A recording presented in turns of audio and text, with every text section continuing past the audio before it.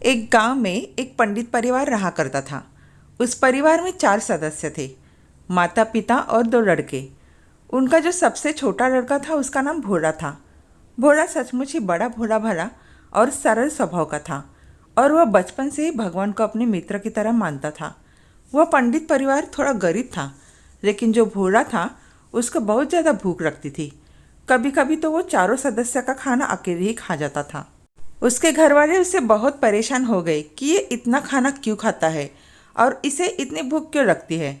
एक दिन उनके घर पर एक साधु आए तो भोला के परिवार वालों ने उनको सब बात बताई। तो साधु जी ने बोला कि इसे मेरे साथ आश्रम भेज दो।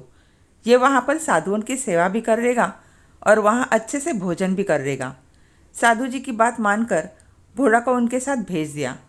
अब रास्ते में भोला को फिर भूख लग गई तो साधु जी ने उन्हें खाना निकाल कर दे दिया। देखते ही देखते भोला सारा भोजन खा गया। साधु जी ने पूछा कि तुम इतना खाना क्यों खाते हो। तो वो बोलता है कि मुझे नहीं पता, जब तक मेरा पेट नहीं भरता तब तक मैं खाता रहता हूँ। साधु जी वहाँ से फिर आश्रम के लिए निकलते हैं और कुछ दूर चलने के बाद वो दोनों आश्रम पहुँच जाते हैं। आश्रम में भोला को खाना बनाने के लिए रख लिया गया और वो सबके बाद में खाना खाता। ऐसे ही कई दिन निकल गए। एक दिन साधु जी ने भोला से बोला कि आज खाना नहीं बनेगा। तो भोला हैरानी से पूछता है, क्यों? साधु जी बोलते हैं कि आज रामनवमी है और इस आश्रम का नियम है कि यहाँ पर सभी लोग इस व्रत को करते हैं, तो हम सब रामनवमी का व्रत करेंगे, इसलिए हम सब लोग खाना नहीं खाएंगे, इसलिए खाना बनेगा भी नहीं। भोला साधु जी से बोलता है कि मैं तो भूखा नहीं रह पाऊँगा।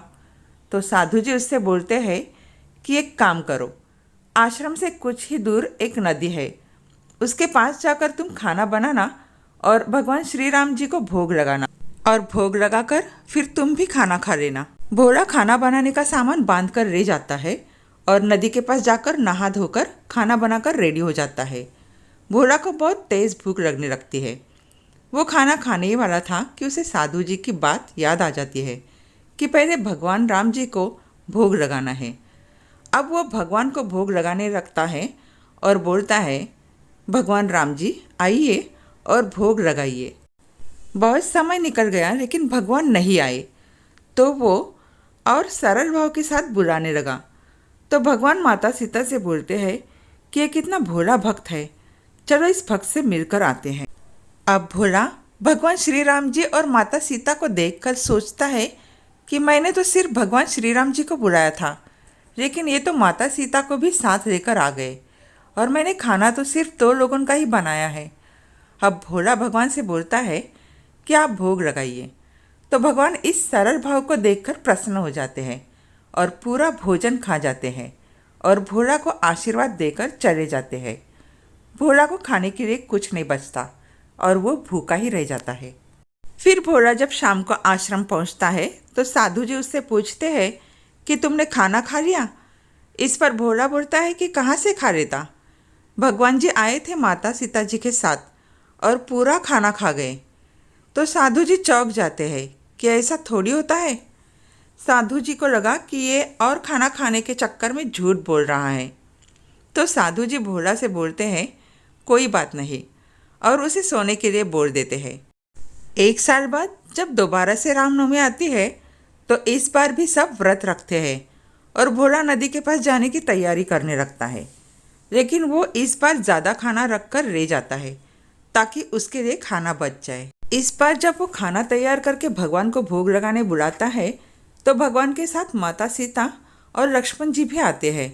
अब भोला का दिमाग खराब हो जाता है क्योंकि भोला ने खाना 3 ही लोगों का बनाया होता है। भगवान पूरा खाना खा के चले जाते हैं।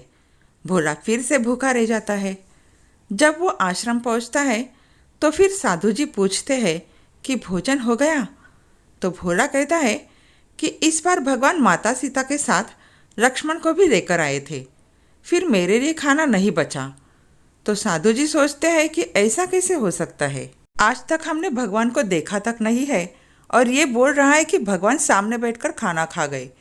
साधु जी को भोला की बात पर यकीन नहीं हो रहा था, तो उन्होंने सोचा कि इस बात का पता लगाया जाए। साधु जी कुछ दिन बाद भोला को फिर भगवान को भोग लगाने नदी के पास भेजते हैं। तो वो जाता है और फिर खाना तैयार करता है और भगवान को भोग लगाने बुलाता है। लेकिन उसे ये पता नहीं रहता कि साधु जी दूर से ही उसे देख रहे होते हैं। कुछ समय हो जाता है, फिर भगवान श्री राम जी माता सीता जी के साथ साथ लक्ष्मण जी, भरत जी, शत्रुघ्न जी और हनुमान जी को भी अपने भक्त के पास ले आते हैं। इस बार भोला ने 3 लोगों के लिए खाना बनाया था, लेकिन राम जी, भरत जी, शत्रुघ्न जी और हनुमान जी को भी साथ लेकर आते हैं।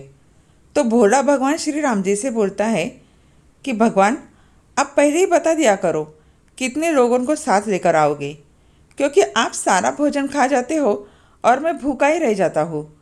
भोला के इस भोलेपन से भगवान प्रसन्न हो जाते हैं और ये सब देखकर साधु जी भी दंग रह गए और भोला से बोलते हैं कि जिन प्रभु को पाने के लिए हम सालों तपस्या करते हैं, हमें तब भी दर्शन नहीं हो पाए, लेकिन तुम्हारे भोलेपन और सरल स्वभाव से भगवान को स्वयं भोग लगाने आना पड़ा। सरल स्वभाव से आप सबका मन जीत सकते हो। चालाकियाँ हर जगह नहीं चलती। जीवन में असली सफलता कैसे मिलेगी, वो इस कहानी से समझ सकते हैं। व्यक्ति का सरल स्वभाव उसको वहाँ तक पहुँचा सकता है जहाँ तक जाने के लिए लोग अपनी ज़िंदगी लगा देते हैं। आज की कहानी में आपको पता चलेगा कि सरलता से क्या हासिल कर सकते हैं। चालाकियाँ करने वाले लोगों को अंत में पछताना पड़ता है। ऐसे लोग अपना सम्मान गंवा देते हैं और ऐसे लोगों पर कोई भी व्यक्ति भरोसा नहीं करता।